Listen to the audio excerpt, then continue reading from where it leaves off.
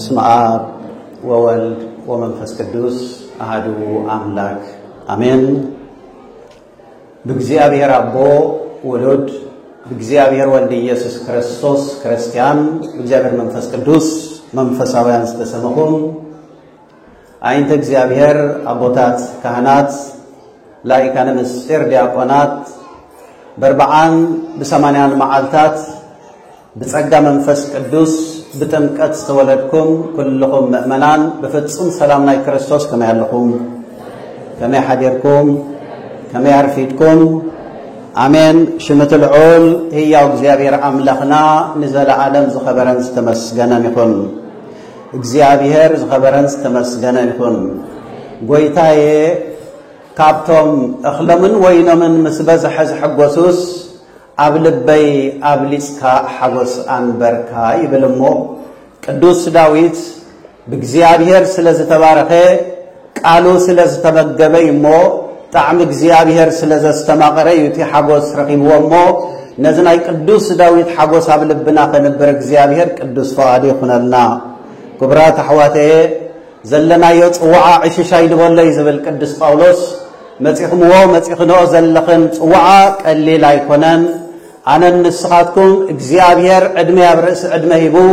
بذا ساعات زياد قدوس قالوا خنسمع سلذ فقدلنا كبر المسجانا نعيقون نزعنا النسخمن الندليون نزعنا النسخمن النرخو زلنا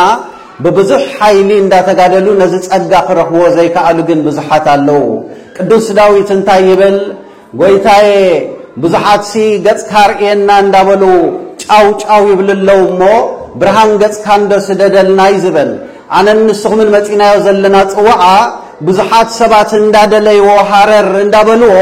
بزتفلالي حمام بأسر بيت بسراح بدقاس بزتفلالي مخنياتات نزي قدوس قال نابز طوعا زي مصحوات اللونا مو ناي مدحان أفدقك خفت لهم اكزيابير قدوس فقادي خنالنا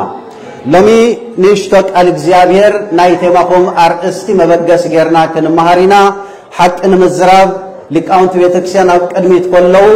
نحنا على الآن بزيواتنا خنزارب آيام حرني نيرو نمل اختي زعكل وين من الأخ زعكل تزي كوينو جن إجزابير بالقدوس إيوب بحدن كلتني الزارب سبقنا يستوعلني بلنامو እግዚአብሔር በብዙሕ መንገድ ይዘዛረብ እንተ ደሊው ብናይ በልዓም አግያ ዛሪብዩ እንተ ደሊው አዕማን ቢታሪያ አሰራሲሪዩ ስለዚህ በአይ ብድኹም ኃጢአተኛ ባሪያውን እግዚአብሔር ገለ ነገር ዝብሎ ይህሊ እሞ እንታይ ኮን ይብለኒ ኸውን እግዚአብሔር ኢልና ንምድሓን ከለብመና ዝካአሎ ትሁል ሕንጻት ቃል እግዚአብሔር ሓንቱን ሒዝና ክንከይድ እግዚአብሔር ይደግፈና በሐደለና ናይ ለሚ ናይ ተማኹም አርእስቲ ቀዳማይ ጴጥሮስ ምዕራፍ 2 አፍቅዲ 2 ካብዘሎ በሐደለና እስኪ ኩልና በሐሳብ አውልና ክንብላይና እግዚአብሔር ሕያዋይ ምዃኑ ጥዒምኩም እንተ ኮይንኩም ሲ ብኡን መድሓን ምእንቲ ክትዓብዩ كمتم حجت تولدوا هتانات نتحواس زي بالمنفساوي صبا بهاغو نتحواس زي بالمنفساوي صبا بهاغو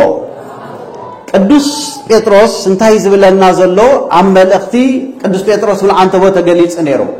እግዚአብሔር ሕያዋይ ምዃኑ ጥዒምኩም እንተ ኮይንኩም ሲ ቅዱስ ጴጥሮስ ሓደ ሕቶይን ልብና ዝፈጠር ዘሎ ከነረጋግጽ ዝግባአና ሕያውነት እግዚአብሔር ለውሃት እግዚአብሔር ዝረአየ محرة እግዚአብሔር ዝጣዓመ ፍቅር እግዚአብሔር ዘስተማቀረ ሰብ ካባኻትኩም እንተሎ ንምድሓን ምእንቲ ክትዓብዩ በእምነት ምእንቲ ክትልብሙ ነቲ ንጣር ወይስ ሕዋስ ዘይብል መንፈሳዊ ጸባ ንዕኡ ባሃግዎ ቅዱስ ዮሐንስ እንታይ ይብለና ኣሕዋቴ እቲ ካብ መጀመርታ ዝነበረ በእዳውና ዝረአናዮ ዘረምሰስናዮ በእዝንና ዝሰማዕናዮ بعينتنا زرعنا يو زتمتنا يوون هيوة أبو زلا نسخاتكم مسانا حبرت ما أنت كهلوكم هنا نزز زرعنا يون نزز سمعنا يون نكافلكم زلنا يلنا قدس يوحنس قدسات أبوتات حواريات قدسان صادقان نا እግዚአብሔር ምሕረትን ጣዕምን ስለዘስተማቀሩ بعينهم ريهم بعينهم تأميتهم بأدوم دهسيسهم بأذانهم سمعهم أستماقيرهم يمزغوا بنازلوا هيوت ما أنت قترقوا يمزغوا بنازلوا وقناتي كابك على እግዚአብሔር كرحقنا كهدمنا نزغل بزح مغنياتات كلنا نابز بيتزي جزي مدبنا نخين متص واغان خين خفل مغنيات زخوننا عنك فاتاتكو بزح مغنيات كلنا بدقه سراح الله دخام الله مغش الله تفلاليه وراياتنا يبيت سبات الله نزي نغرات زي كل مسوات غديفكم يقوم كفيلكم يقوم نابزي مصيكم زلو صواعكم قليل ايكونن ممصاكم قليل ايكونن كم تتمال مشت كن مهارو زمسنا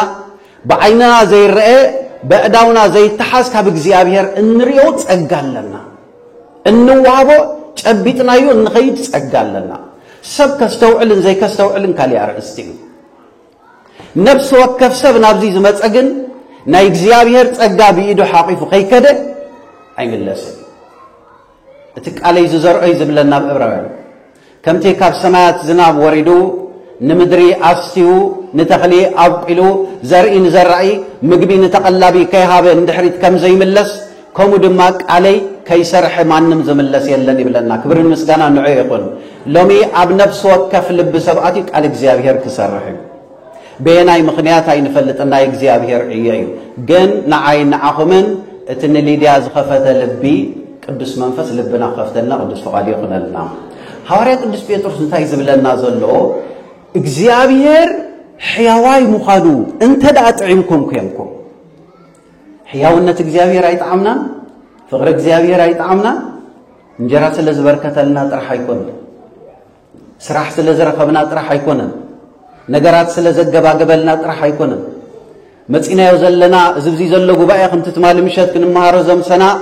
ኣብዚ ጉባኤ ዘሎ ህዝቢ ብዝተፈላለየ መንገድ እኮ ይመጽ በብዙሕ ብሰሃራ መጽ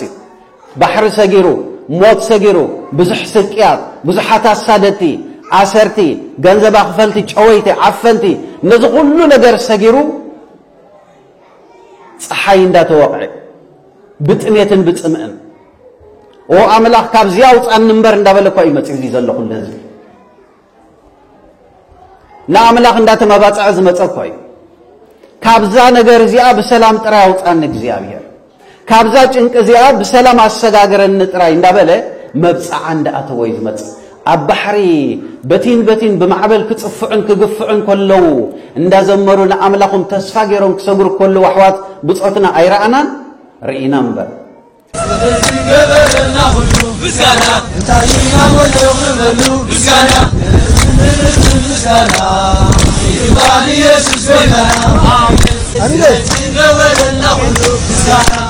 إلى غلو بالمسكنة عشندر بالمسكنة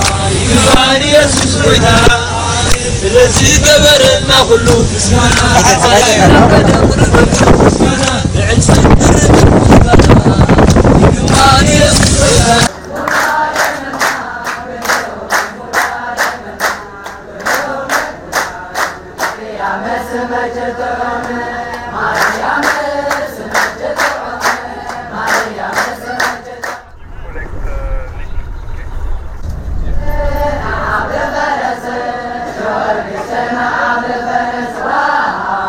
تسفاجرهم ግን ኣብዚ ምስ መጽለ ኣበ ያለው እጅውና ይትማል ምሸት ዝተማርናኒ እሽተትን ክፍ ከብለልኩም ጎይታና ኢየሱስ ክርስቶስ ሓደ እዋን 10 ለምጻማት ሰባት ነይሮም ንሶም ንኽፍወሱ ምስ ቀረብዎ ከድኩም ተፈወሱ ኢልዎ ጎይታና ኢየሱስ ክርስቶስን 10 ኦም ፈዊስዎም ለምጻም ማለት ኣብ ቆርበትካ ዝወጽእ ጻዕዳ ሕማም እዩ እዚ ድማ ኣብ ግዜ ኦሪት ኃጢአተኛታት ዘበሉ ርኹሳት ዘበሉ ተባሂሎም እዮም ካብ ሰቦም ዝፍለዩን ዝግለሉን ነይሮም ቤተሰቦም ኣይቀርቦም ደቂ ዓዶም ኣይቀርቦም ሰላም ክትብሎም ኣይኮነን ንሶም ዝተንከፍዋ ጣውላ ኮፍ ዝበሉላ እንተዳ ኮፍ ኢልካላ ረኺስካ ኣለኻ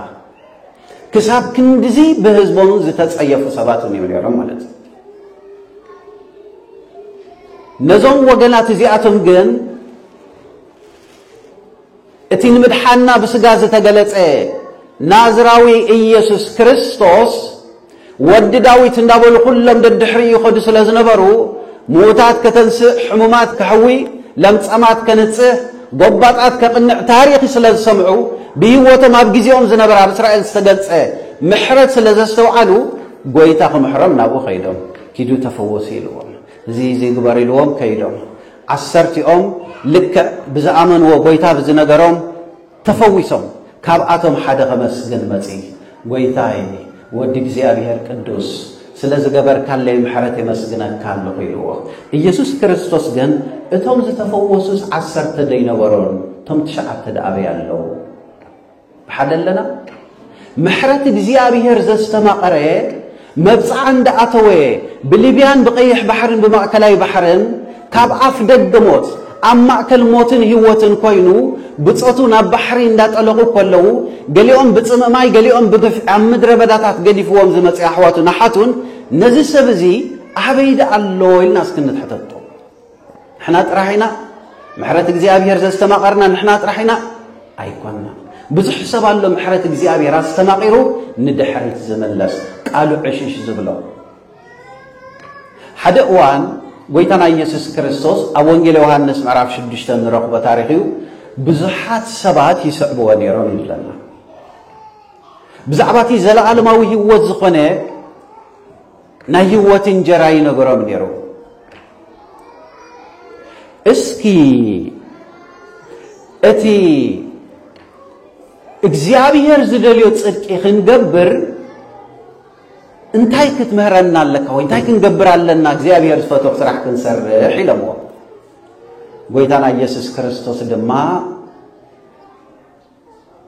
በቲ ወዱ ዝለኣኾ በኢየሱስ ክርስቶስ እመኑ ኢልዎ በኣይ እመኑ ማለት እዩ ናይ ዘለዓለም ህይወት ክትረኽቡ በኣይ እመኑ ዝብሎም ዘሎ ጎይታ እሞ ንስኻ ወዲ እግዚአብሔር ተኾንካ በኣኻ ክንኣምን ተደኣ ኮይና እንታይ ምልክት ተርእየና ቅዱስ ጳውሎስ እንታይ ዝብል ንሰብ ቆሮንቶስ ኣብቲ ቀዳማይ መልእኽቲ አይሁዳውያን ምልክት ይልምኑ ግሪካውያን ከዓ ጥበብ ይልምኑ ግሪካውያን ናይ ፍላስፋ ምንጭ ስለ ዝነበሩ ናይ ፍልስፍና ጥበብ ኣዝዩ ጥበብ ዝዛረብ ሰብ ይማርኾም ነይሩ ነዚ ሰብ እዚ ይቕበልዎ ነይሮም ይእንግድዎ ነይሮም ይሓፍዎ ጥበብ ዘይብሉ ግን ይወግንዎ አይሁዳውያን ድማ እዚ ናይ እግዚአብሔር ሰብ ኢሎም ክቕበልዎ ከጸግዕዎ እንተደኣ ኮይኖም ናይ እግዚአብሔር ምልክት ተኣምር ገለ ኸርኢ ኣለዎ ማለት እዩ ስለዚ እስኪ ምልክት ኣርእየና ተኣምር ኣርእየና ኢሎም ምኽንያቱ ኢሎም ሽዑ ታሪኽ ክዝርዝሩ ጀሚሮም እቶም እግዚአብሔር ዝለኣኾም ቅዱሳን ኣቦታትና ከምኒ በዓል ሙሴ ካብ ሰማያት መና እንዳውረዱ ይምግቡና ነይሮም ኢሎም ከዘንትውሉ ጀሚሮም ከወዳድርዎ ጀሚሮም ጎይታና ኢየሱስ ክርስቶስ እቲ ካብ ሰማያት መና ዝሰደደልኩም እቲ ናይ ዘለዓለም ህይወት ዝኸውን እንጀራ ዝህብ ኣቦይ እምበር ሙሴ ኣይኮነን ስለዚ ንሱ ዝለኣኾ ወዱ ኣብዚ ናይ ዘለዓለም ህይወት እንጀራ ኮይኑ መጺሎ ስለዚ ስጋ ሰብ እንተዘይበላዕኩም ስጋ ወዲ ሰብ እንተዘይበላዕኩም ደም ወዲ ሰብ እንተዘይሰተኹም ህይወት የብልኩምን ኢልዎም ብጥርዓ ብድሕሪ አይሁዳውያን ኣዕገርጊሮም ስጋ ሰብ ብልዑ ዝብለና ደኣ ኸመይ ገይሩ እዚ ከዓ እቲ እንፈልጦ ወዲ ዮሴፍ ወዲ ማርያም እዩ ስለዚ ኸመይ ገይሩ ካብ ሰማይ ዝወረድክ ይብለና ኣሎ ኢሎሞ ጋን ኣትዎም ተደባሊቕዎም ኣብ እዝኖም ገሊኦም ከድሓርሕሩ ጀሚሮም ብዙሓት እንጀራ በርኪቱ የብልዖም ስለ ዝነበረ ይስዕብዎ ነበሩ እዩ ዝብለና ንኸብዶም ክብሉ ዝስዕብዎ ብዙሓት እዮም ነይሮም ቃሉ ጸሚኦም ጥራይ ይኮኑ እትዝገርም ነገር ግን ሐዋርያት ቅዱሳን ሐዋርያት አቦታትና ከይተረፉ በዝናይ ጎይታና ኢየሱስ ክርስቶስ ትምህርቲ ክብድ ይልዎም ባ እዚሲ ንምስምዑስ ጭንቅ ዝኾነ ነገር ይለሞ ንመምህሮም በቀጥታ ክወቅሶ ወይ ክቃወሙ ወይ እንድሕሪት በቀጥታ ካድሚ ይደለዩ አለስልስ ሳቢሎም ግን እዚ ንኽትሰምዖ ጭንቂ እዩ ንኽትቅበሎ ይለሞ ገለገለ ደቀ መዛሙርት ንድሕሪት ክምለሱ ይጀመሩ ይዝብለና ቃል ሽዑ ጎይታ ኢየሱስ ክርስቶስ ንስኻትኩም ወንዶ ንድሕሪት ክትምለሱ ደሊኹም ኣለኹም ኢልዎም ጎይታዬ ንስኻ ናይ ዘለዓለም ቃል ኣለካ ናይ ዘለዓለም ህይወት ኣለካ ካባኻ እሞ ናበይና ክንከይድ ኢሉ ቅዱስ ጴጥሮስ ብሓደ ኣለና እስኪ ነዛ ናይ ቅዱስ ጴጥሮስ ብሓንሳብ ካባኻ እሞ እስክንበል ናበይ ክንከይድ ብእውነት እግዚአብሔር ካብ ደገ ምሕረት ካብ አፍ ደገ ምሕረት ናይ እግዚአብሔር አየርሐቀና ካብ እግዚአብሔር እንርሕቆ ምንም ነገር የለን ሰላሙን የብልና ሰላም አይንረክብኒና ስለዚህ ብዙሓት ንድሕሪት ክምለሱ ጀሚሮም ነይሮም ክትምለሱ ደደሊኹም ካባኻ መናበይና ክንምለስ ናበይና ንድሕሪት ክንከይድ ቅዱስ ጴጥሮስ ማለት ንጎይታና ኢየሱስ ክርስቶስ ስማዕ እንደ ጎይታ ስማዕ እንደ መምህር ኢሎ ንሕናስ ኩሉ ነገር ገዲፍና ኢና ንስዕበካ ዘለና ኢሎ አሞዳታ እንታይ ኢና ክንረክብ ቅዱስ ጴጥሮስ እንታይ ነይሩ ሀብቱ እንተልኩሞ ምናልባት አድጊ ዓሳ ገፊፎም ምስ እንድርያስ ሓው ቅዱስ እንድርያስ ዝሸጡላ ዘከፋፍሉላ እዚኣ ነይራ ክዛረብ ኮለ ግን ኩሉ ነገር ገዲፍና ኢና ንስዕበካ ዘለና እንታይ ክንረክብ ኢና ኢሎሞ ምክንያቱ ከነስተውዕለ ዝግባአና ቅዱስ ጴጥሮስ ምስ ቅዱስ እንድርያስ ሓው ኮይኑ ዓሳ ገፊፎም እተን ዝገፈፉን በአድጎም እንዳሸጡ እንዳከፋፈሉ ብድሕሪኡ እንዳደለቡ ገንዘብ ንእሽተ ጃልባ ክገዝኡ ብድሕሪኡ ካብ ጃልባ ናብ መርከብ ዓበይቲ ነጋዶ ንኽኾኑ እዚ ነገራት እዚ ኣብ ርእሶም ዘሎ ስለዚህ ታ አድግ ዝገደፋና አጥራይ ትርአይዋ አበ ኡምሩ ዘሎ ዓቢ ፕላን ንሱ ዋላ ገዲፍና ኢና ንስዕበካ ዘለና እንታይ ኢና ክንረክብ ኢሎም እዚ ዝብል ዝነበረ ቅዱስ አቦ እምባር بزيكا قويتنا يسوع كريستوس هيوت كم زي اللي سلزرقاقت سلام كم زي اللي سلزرقاقت ناكابا قامو قويتاينا بإنا خنكين كم تمزت ألمو كم تمز ملسو ندحري تايتا ملسن ناي قدس بيتا كريستيانا بأبنة زتكاس بوليكاربس زتبهل الله بوليكاربس مالت ناي قدس يوحنس ود مزمور كابز نورو أب سمرنيس اتبهل أبي سيات ركب أبز حجي وانا تركي مالتو كابتن قدس يوحنس شو عت دبدبة تصحيفه بجزيابير تلاقي خستدلن كابتن محبرات حانتيا ناي سمرنيس أبو إنير بوليكاربس زتولدلو يورساليم أبز عنوتلو بيت مقدس أبز فرسلو مقابر أبوتات ناي أيهود زودم اللو ساعات أب 7 عامة مراتي نيرو رماويان التطوس نسوم سفرسو شعو وليدو مس قدوس أغناطيوس متو لأنبسا تبايل وين أنبسا تواهبو أبروما متصاوتي ناي روماويان نغستات زخونه نكريستوس بمسعبو بتعم عروق يم نيرو 4 عامت فللي نيروم قدوس أغناطيوس يبراتعون يمهروني نيرو بوليكاربس كاب عمنت ولدي نيرو بويتانا يسوس كريستوس بتبعات يسبخ سلازنا برا نقولتنا يسوع كريستوس كم بيزخون يا قدما إن كلا إن كفل زمن كم بيزخون ناي كريستنا فتنا نيرو بتحد وجن ناي روماويان تشنك نيرو كم زي قدمنا خن ولد أنا حنا سجاي زبل عدم يستين ناي زل عالمي وطالو يبل سلازنا برا قويتا إذا كريستيان زبالو كوس سجا سبي بالعيوم يلوم نحسط ورا ينزل حنيرو سجا ودسب زبل ودسب مالت نقولتنا يسوع كريستوس شو ميو ودسب قولتنا يسوع كريستوس ودسب بحيلي بقر ما خمت خل لختري وياهم يبلنا حكي قولتنا يسوع كريستوس ودسب إذا بحال شو ميو مجلسي ስለዚህ ስጋናይ ሰብ ይበልዑም በመባል ከቢድ ዝኾነ ፈተና ይወርድሎም ነይሩ በዘይካዚ አምላኽና ሰማያዊ በመባል ናይ ቄሳር አውግስጦስ ናቱ ንግስነት ስለዘይቀበሉ እዚኦም መፈንቅለ መንግስት በመግባር ንሮማዊ ከውድቁ ዝደሊ ወይ መንግስት ሮማ ክስዕሩ ዝደሊ በመባል በዚ ነገራት እዚውን ብዙሕ ክርስቲያን ሰማዕትነት ይቀበል ነይሩ ካሊ ግኖስቲካውያን ዝበሃሉ መጽሐፍ ቅዱስ ሒዞም ቃል እግዚአብሔር እንዳመሃሩ ግን አቢ አምላኽን ንእሽተ አምላኽን እንዳበሉ እንዳፈላለዩ ናይ ጎይታና ኢየሱስ ክርስቶስ ፍጹም አምላኽነት ፍጹም ሰብነት ሙሉ በሙሉ ዘይቀበሉ ካብ ዝነበሩ መደናገርቲ ፍልስፍና ዝተሓወሶ ግኖስቲካውያን ነይሮም ማለት እዩ ነዞም ሰባት እዚኣቶም ብብርቱዕ ይቃወሞም ነይሩ ቅዱስ ፖሊካርፖስ ቃል እግዚአብሔር በብርቱዕ በኃይል ይመህር ነይሩ ኣብ ግዚኡን ኣብ ዘይግዚኡን በኃይል በብርቱዕስ መሃር ከም ዝበለ ቅዱስ ጳውሎስ ንጢሞቴዎስ ፖሊካርፖስ ሓደ ካብቶም ቤተ ክርስቲያንና ናይ ሐዋርያት ትምህርቲ መንቅብ ዘይብሉ ከም ዘለዎ ተቀቢሎም ከም ዘለዎ ካብ ዝህቡ ዝነበሩ ቅዱሳን ኣቦታት እዩ ሮማውያን ሒዞሞ ናብ ሮማ ወሲዶሞ ሕጂ ነዚ ትሰብኮት ትምብሮ ዘለኻ ክርስቶስ ሕጂ ከሓዶ ኢሎም መጀመርታ ሒዞም ካብዞም ከም ፖሊስ ዓይነት ካብቶም ዓቀይቶት በዓል ሄሮዶስ ዝበሃሉ ካብቶም ዓቀይቶት ነይሮም ንጉስ ሄሮዶስ ኣይኮነን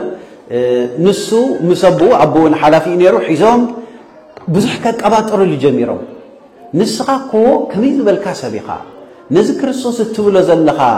ሰብኣይ ንዕኡ እንተ ትኽሕዶ ንሱ እኮ ሰብ ከማኻ ንዕኡ እንተ ትኽሕዶ ኣብ ከመይ ዝበለ ናይ ክብሪ ቦታ ምተቐመጥካ እንዳበሉ ክሓባብልዎ ጀሚሩ ብፍጹም ኣነ ክርስቲያን ናይ ክርስቶስ ሰዓብየ بدحرزي أب أدقي هوتحهم أفرس هوتحهم أبناء كبر بوتا جيرهم يسدوا ببزح نجر حبابي لمو أبي وم أمو داتا كريستوس أملا خايكونني لك حجي تخحدها أي تخحدن أنت زي كونه أبزي أنا بسالو أراويز نابخت وهابيها توي قدوس ፖሊካርፖስ 86 ዓመት ይገሩ ኣብ 86 ዓመት ይሰማዕትነት ተቀቢሉ እቲ ን86 ዓመት ዝሐለወኒ ፍቅሩ ዝመገበኒ ምሕረቱ ዝጣዓምኩ እግዚአብሔር ምሕረትን ፍቅርን ዘስተማቀርኩ ጎይታ ኢየሱስ ክርስቶስ ن86 ዓመት ሓሊንስ ከመይ ገይር ሕጂ በሓንቲ ደቂቕ ክኽሕዶ ስለዚህ እቲ ኣዳሊኹምዎ ዘለኹም ናይ መቕጻዕቲ ናይ ሞት መፈንጠራ ንሱ ኣዳልዎ ኢሉ ብድሕርዚ ምቕባል ምስ ኣበየ ነቲ ናቶም ሓሳብ ንጎይታ ምኽሓድ ስለዝኣበየ ንድሕሪት ምምላስ ስለዝኣበየ ምሕረት ናይ እግዚአብሔር ስለዘስተማቐረን ስለዝጣዓመን ስለዝተረሮም ብድሕርዚ በሉ ናብቶም ኣናብስ ናብኦም ይዋሃብ ናብቶም ኣራዊት ተባሂሎም ሰዓቱ ግን እቲ ሮማውያን ነገስታት እንዳላገጹ እንዳስሐቁ ወይን እንዳቆርጠሙ ጮማ እንዳጋሃጹ እንዳበልዑ ክርስቲያን ክሳቀዩ ኮለው በአራዊት ክበልዑ ኮለው ዝዘናግዑ ዝነበረ ሰዓት ስለዝኣኸለ ሕጂ ተዓጽምዮም ቶም እንስሳት ተባሂሉ እሞንታይ ይገበር بملء دمتي كبيبو زنبر هزبي بحاوي بجهر أتن حاوي تقاطي لخموت على اللو بمبال تشاو تشاو قدوس بوليكاربس بقر كابتوم نايجزيابير محرت تعيمكم انت دعاقينكم زمولم قدوس بيتروس نايجزيابير محرت زتعامه منفساوي حواس زي بلوت أبا زتمجبن نسبات زمجبن نعمله مخحاج سلزعبه بجهر أتنحوي تقاتلو بسماعة النتحلفه لنا تخبركم نا إجابة بيتسر إذا زلنا يا أمنت ببزح دم ببزح مكرا ببزح عصمتنا يقدسان كولدنا ولدو لا تسدادرت سمعت محرت أملاق طعيمهم ندحريت زي تملسو أبوتات زصمحلنا لومي أبز ساعات زي ዲያብሎስ እንታይ የዳልወልና ኮይን ፈለጠኒና ኣይኮነና ማሕበራዊ አማዓልታዊ ህይወትና ናብዚ ቤት እዚ ክንመጽ ኮለና እንታይ መፈንጠራ ተዳሊልና ናይ ሰይጣን ኮይን ፈለጠኒና በሓደለና እንታይ ሽግር ክገጥመና ነርኮ ለሐንቲ ንፈልጠኒና ሰይጣን በዘዳሎ መፈንጠራ ግን ንሕና ኸይርአናዮ እንደገና እግዚአብሔር ነት መፈንጠራ ናይ ዲያብሎስ በቲኹ በሰላም ወፌርና በሰላም ከምናአቲ ገብረልና መኪና ክንዝውር ከለና ቀይሕ ተኾይና ተጣው ቀጠልያ ተኾይና ሰማፈሮ ሕለፍ ቀጠልያ ስለዝኾነስ ሸረር እንዳበልና በሰላምና አቲ መስለና አይኮነም ገሊኦም ኣብ ገዛኦም ኮፍ ኢሎም ከለው ሃንደበት መኪና አትያ ሓደጋ ተወልቆ ማለት ገሊኦም ከምዝና ይለንቀና 242 ሰባት ጽዒና ዝነበረት ዝሞቱ ናይ ህንዲ ነፋሪት ኣብ ህንጻ ዓሊባ ሃንደበት ኣብ ገዛኻ ኮፍ ኢልካ ከለኻ ምንም ዘይበደልካ ኣብ ገለ ከይተረኸብካ ከለኻ በሓደጋ በዚ ነገር እዚ ምጽእ ሰይጣን ዘዳልዎ መፈንጠራ በህይወትና ብዙሕ ነገር ስለዚህ ብንርድኦን ብዘይንርድኦን እግዚአብሔር ብዙሕ ለውሃት የርኢ ብዙሕ ምሕረት የርኢ ስለዚህ ቅዱስ ጴጥሮስ ምሕረት እግዚአብሔር ጥዕምኩም እንተዳ ኮይንኩም ሲ ይዝብለና ዘሎ ምሕረት እግዚአብሔር ዘይጣዓመለና ለውሃት እግዚአብሔር ዘይጣዓመለና ኣለኹም ዶ የለ ናይቲ ማል መዝሙር ለኒ እሽተኽን ደግማ አዝማች ጥራይ በዘይ ቆበሮ بسم الله حبرنا نزمر እግዚአብሔር ሐላዊና ይዋሳይና እግዚአብሔር ሐላዊና ይዋሳይና አበረኻ ስደት አበረኻ ስደት ናስሆ አበረኻ ስደት አበረኻ ስደት ናስሆ ቦታ እግዚአብሔር አበረኻን ኣብ ስደትን ኣብ ማእከል ከተማውን ኮይና ብምሕረቱ ምስሓለወና ስለዚህ ጸለና ጥራይ ይኮነ ከይጸለና ግምስስ ሲልና ደኺምና ዝወደቅናለውን እግዚአብሔር እሙን ስለዝኾነ ብምሕረት ይሕልወና ከምቲ ቅዱስ ዳዊት ንጉስ ሰሎሞን ኢልናዮ ዝበልና ትማሊ ምሸት ቃል እግዚአብሔር ብርሃን ናይ ወዲ ሰብ እዩ ሕግ እግዚአብሔር መንገድን ህይወትን ናይ እግዚአብሔር ስለዚህ እንተ ኸድካይ መርሓካ ተደቀስካይ ሕልወካ እንተ ነቃሕካውን የዘራርበካ ይዘለና ቃል እግዚአብሔር ብዙሓት ግን ሰላሞም ዝተሳእነሎ ነዚ ናይ እግዚአብሔር ቃል ነዚ ናይ እግዚአብሔር ምድሓን ሳእን ምስትውዓል ሰላሞም ዝሰአኑ ሰላሞም ዝተዘርጉ ብዙሓት ወገናት ኣለውና ሰላም ንምርካብ ናብ ዝማዕድዚ ንኽመፁ መንገዲ ዝፀበቦም ማለት እዩ መንገዲ ዝሰአኑ ዝጨነቆም ሰባት ብዙሓት እዮም ዘለዉ ኣብዚ ሓለፈ ግዜ ኣብዚ ናይ ዘ ፓሽን ኦፍ ክራይስት ትብል ኣብዚ ናይ ጎይታ ስቅያት ዝተዋስአ ጴጥሮስ ሱራቢ ይበሃል ጣልያናዊ ዶክተር ኣብ ሚላን ትበሃል ከተማ ናይ ስነ ጥበብ መምህር እዩ እዚ ሰብ እዚ ተዘለዎ ዓዲ ክርስቲያን እዩ ጣልያን ናይ ካቶሊክ ዓዲ እዩ ኣብ ማእከል ናይ ክርስቲያን ዓዲ ኮይኑ ግን ካብ ኣምልኾ ክርስትና ወፃእ ዝነበረ ሰብ እዩ ሰላሙ ግን ዝተዘርገ ሰብ እዩ ነይሩ ስነ ጥበበኛ እዩ መምህር እዩ ኣብ ዩኒቨርሲቲ ኩሉ ነገር ሃብቲ ገንዘብ ኩሉ እንዳረኸበ ግን ሰላም ውሽጡ አይነበረን ምክንያቱ ጎይታና ኢየሱስ ክርስቶስ እንታይ ኢልዎም ሐዋርያት ሰላመይ ይህበኩም ሰላመይ ይሓድገልኩም ኣነ ዝህበኩም ዘለኹ ሰላም ግን ኢሉ እንታይ ኢልና ዓለም ትህበኩም ሰላም አይኮነን ናይ ዓለም ሰላም ርግኣት አይህብን እዩ ጊዜያዊ እዩ ኮንዲሽናል እዩ ናይ እግዚአብሔር ሰላም ግን ውሽጣዊ ዕረፍት ዝህብ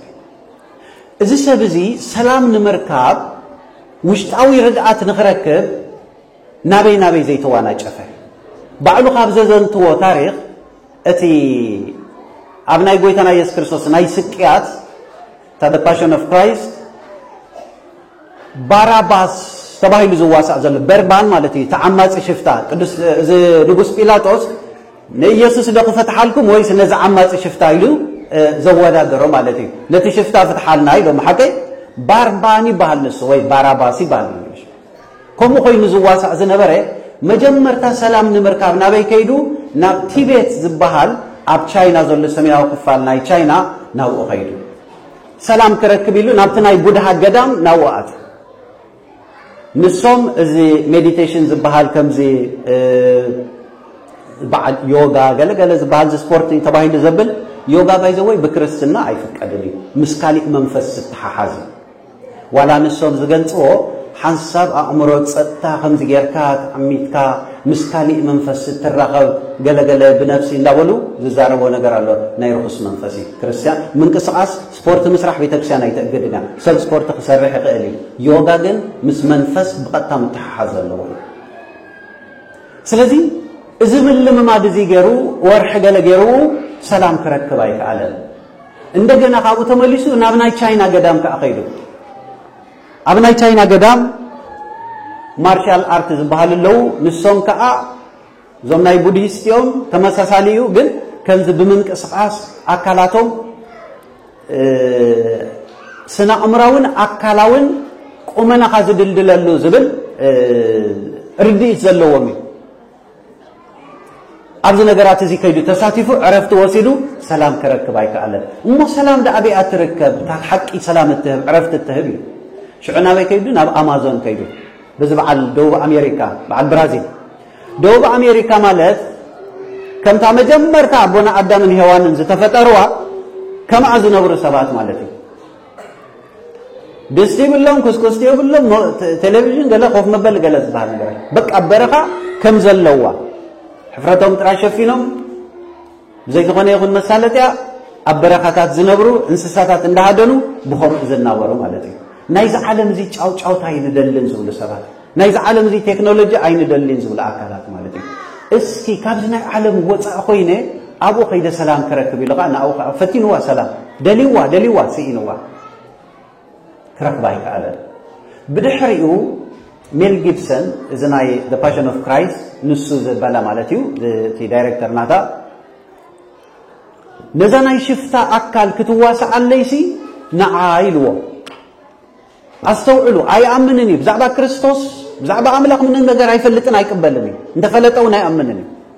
شفتا خوين نغواسع جنزبي زرع يزلو حرايلو بقتا تقبلوا كم شفتا خويني واسع نيرو بدحرزي اتقويتنا يسوس كريستوس كوين زواسع زنبرة جيم كافيزل ببرتع تقطعون تجاريفون حد عينو تأفيو بزي دم زاريو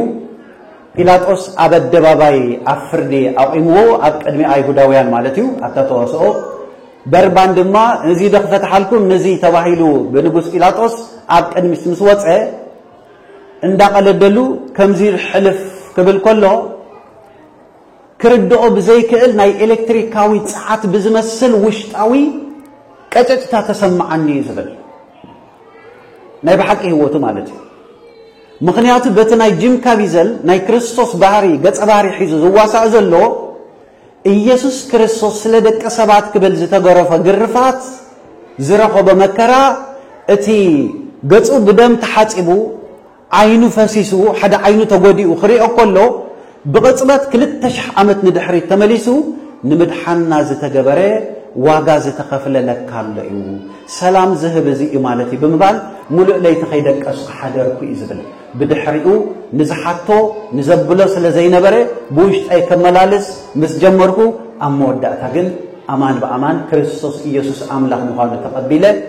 ክርስቲያን ሆይነለሁ ይዘለና ኸብረ ምስጋና እንሽም ይሁን እግዚአብሔር ስለዚህ ሓደ ብንሪኦን ነገር እግዚአብሔር ብዝሕልፈልና መጥቅቲ አይንፈልጠኒና ግን እዚ ሰብዚ ሰላም ክደል ያخبل ኣብዘይ በጽሕ ነገር የለን ሰላም ደልዩ ዕረፍት ደልዩ ቆልዓ ሓሚምዋ ተጨኒቃ ዝጸበባ አበያአቶ እንዳጠንቆልት እንደን ዝኸል ሓቀ ሰብ ምስ ጨንቆ ዘይአቶ የለን ዕረፍት ዝህብ እግዚአብሔር ዕረፍት ዝህብ እግዚአብሔር ፈውስ ዝህብ መድሓን ዝህብ እግዚአብሔር ስለዚህ ቅዱስ ጴጥሮስ ናይ እግዚአብሔር ምሕረት ጥዒምኩም እንተዳ ኮይንኩም ሰላም ስለዘሎ ብድሕሪ ህይወት ስለዘለ ከምቲ መንቀብ ዘይብሉ ዕጣር ዘይብሉ حواس زي بلو منفساوي صبا كم بهابو حواس زي بلو منفساوي صبا قلعا مستولده مجمرتا انت يستي كالي مغبي تهباني حتى يخاتبو صبا يخاتبو ولا انسساتاتون انتقنا مستولدا قطا تاني مجمرتا معالت زلا ثلاث معالت زلوا كابدان ታጽባ ወስለ አለዋ ኮሌስትሮል ትባል አብገጠራ አባሁን ግን በስነ ፍልጠቱን ስለዚህ ተማሃርናየ ኮሌስትሮል ትባል በትግርኛ ሊግዕድ ያትባል ወላ ሊግዕድ ትባል ንሳንተ ዘይበልዕል በህይወትናይ ምስራረን በጣም ከቢድ ንሳንተ ዘይሰት ያዘለተ ማለት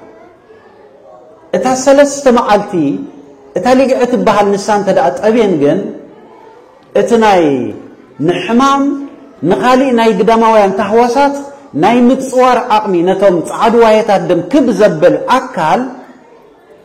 ሙሉ በሙሉ በስነ ተፈጥሮ አቡ ዘቀመጠ ስለዝኾነ እግዚአብሔር ንሳበልዕን ካብ ዝኾነ ኹን ሕማም ይፍወሳ ወይ አይጠቃዓን ማለት ዝኾነ ስለዚህ ሓደ ህፃን ድማ ጸባና ያድኡ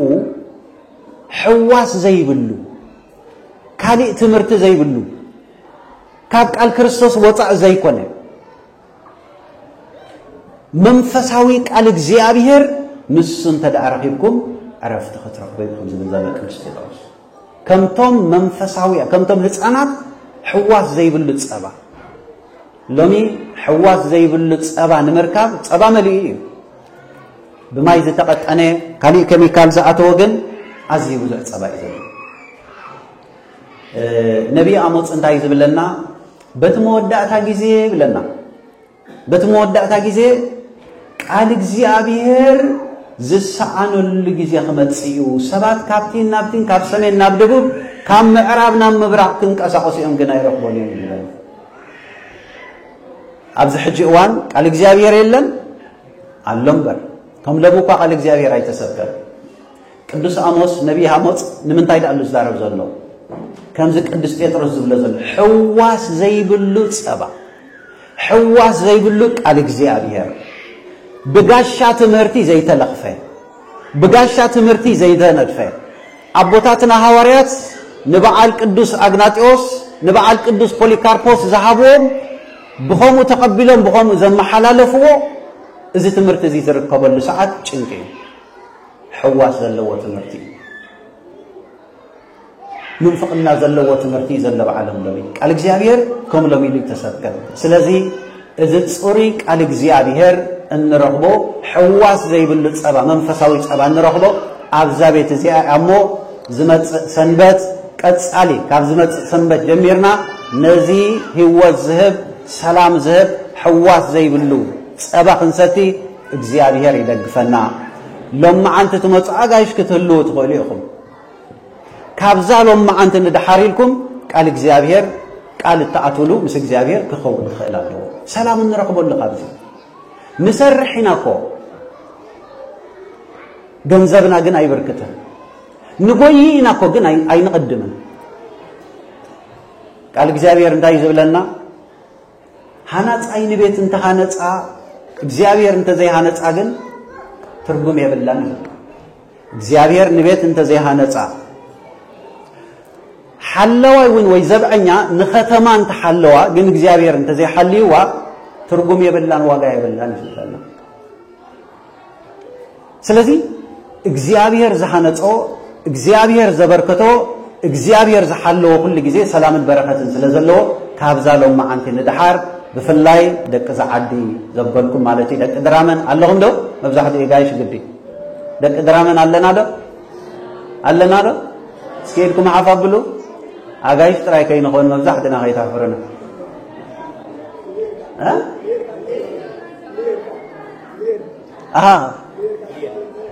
فلين هل ليه أو ده عن تابغش زبالوا اللهم دو تابغش زبالوا إيش حجي نايم وداتا ودي ቅዱስ ያዕቆብ እንታይ ዝብለና ሓደ ሰብ ካብቲ ጎደና እግዚአብሔር እንተዳ ዘንቢሉ انت دع نعو خيدك امصيخايو مجمرتا نعو هيوت ددحنا لخا مالتي كالا ايد ما نعها بزح حاتيات يحدقلكا يلنا بحدلنا سلازم صنايو ترايسي بزح حاتيات يحدقلنا كابزالو ما انت لو رماي توديا كاب تمص زلا مدب ግን حدا سب ناي قد انت وحده حدا كاي غاشا حيزو كمص አለው نتسب نقدحن ጥራ አይኮነም ንጥቅሙ ጥራ አይኮነም ንገዛ ርዕስ ኃጢያቱን ከገደፈሉ ማለት ቃል እግዚአብሔር ዘብለና ዘለ ስለዚህ ናብዚ ቤት እዚ ብርክት ይልና ክንመጽ ንዓመታ ኸአ ካብዚ ንላዕሊ በዚህናን በርኪትናን ክንጸንዕ እግዚአብሔር በጸጎ ይሐግዘና ስለዘነበረና ጊዜ እግዚአብሔር ከበረን ተመስገነን ይሁን ተማሃርናዮ ንህይወት ይግበረልና ይጠመን